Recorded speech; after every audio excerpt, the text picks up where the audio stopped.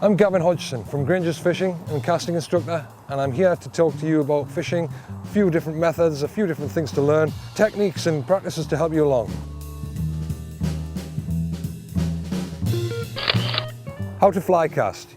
There are many books and videos and all of them give pretty good reference to how to do this, but I've got to say the biggest thing you can do for yourself if you want to learn to fly fish is get yourself to a qualified instructor and book a series of lessons or even an introductory lesson just to get you started. An introductory lesson will help you understand the correct way to do this, and it'll save you a lot of frustration. A lot of people who come to me and have been fly fishing 6 months or so, they'll bring a friend along who they want to introduce, and every single time, that friend goes away a better caster because they've not learnt the bad habits first. And the bad habits are hard to get out of. So book an instructor and get a starter lesson. An AAPGAI app guy instructor will be the best bet. These are guys who are professionals, they've studied it and they do it for a living. So look out for one. So when approaching the water, the first cast of the day, I see a lot of people struggling with that, just getting that initial piece of line out through the rings. Obviously, when it comes to pulling line through the rings, you're putting your rod down and pulling fly line out the tip ring.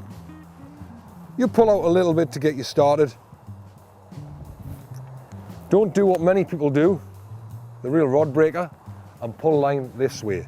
As soon as you start doing that, you're pulling the tip of the rod towards the butt of the rod, and that can cause a lot of breakages, and we see a lot of rods get broken that way. So just plopping that first piece of fly line in the water, it's in there, and then wiggling the rod tip side to side, using the tension of the water, that's going to pull some fly line through the rings. That gives us enough fly line to actually make a cast and potentially catch a fish. But what we want to do now is do a roll cast. And from that mess of line that we had on the water, we can pick it up off to the side, come back in, fly line held in the hand, rod in telephone position, and then a little tap forward. And it is a little tap, it's a hammer tap. We'll do that one again, off to the side, come back in. Now what loads the rod here, because we've got the rod line stuck to the water, that's the anchor point, what we've also got is a D. The back of the D here is the rod, and then the round front of the D hanging down. When I roll that forward and make a stop, it propels the fly line forward. And it propels it in the direction that we push. Mistakes with this cast are pressing down onto the water. Gets the line out there, but it kind of goes out in a bit of a mess and it goes out on the water rather than over the water. Ideally, we want to make this presentation in the air, and then it lands delicately over the water. Now, this cast, although we just use it to get started and get a fly line out there, it can be used in many situations to make fishing possible, where we've got trees right behind us.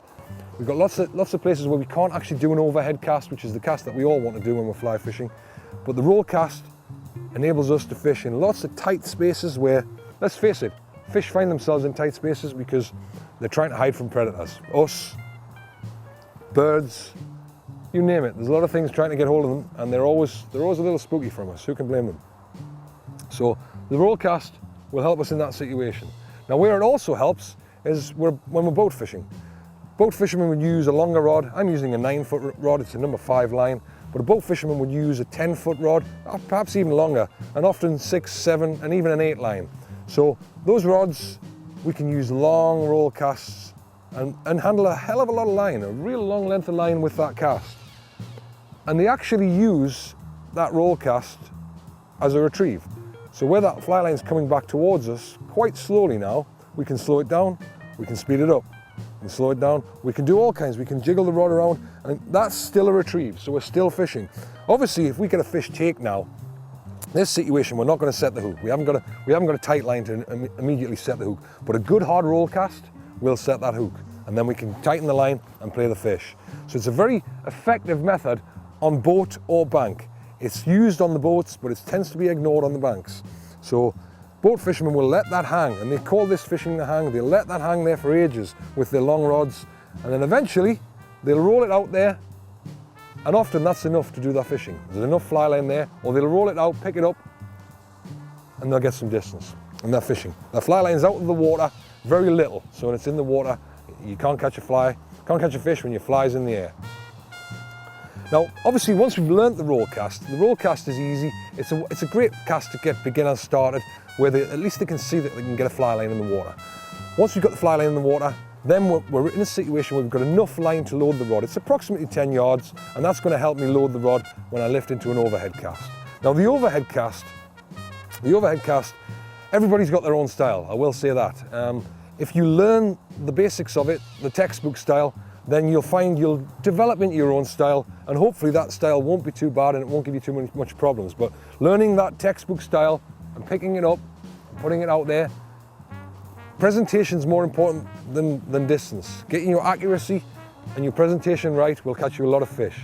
It's far better to cast 15 yards of line and present it nicely than 25 yards of line and it land in a great big heap. So picking it up off the water. Now, smooth accelerations to a stop. I say that a lot when I'm teaching. When we lift that rod from the water, we're starting with the rod close to the water. So we've got tension immediately. As soon as I start moving that rod, I'm going to feel the weight of the fly line. And as I lift, I'm going to lift to that telephone position. But I'm going to lift slowly and accelerate into that stop. Stop. Before I bring it forward. Now this is the basic, just picking it up and putting it back down. It's something that not many fly fishermen practice, but this is 90% of it. Once you've cracked this, then everything else is just a little tweak to get us that extra distance. Now everybody asks how long we count. Well, it's hard to say, it is a judgment, but in general, if I think about how long it takes me to get from here to the stop position, that's about how long I'm waiting behind me. And what I'm waiting for, if you watch this, if you watch the loop of line in the air behind me, what I'm waiting for is that loop of line to unfold.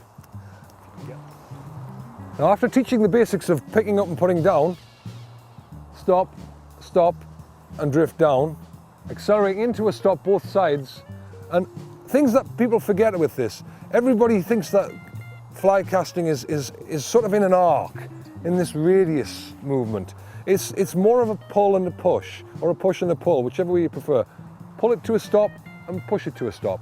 And I like to try and get everybody I'm teaching to finish those positions with the thumb pointing upwards. That's quite important.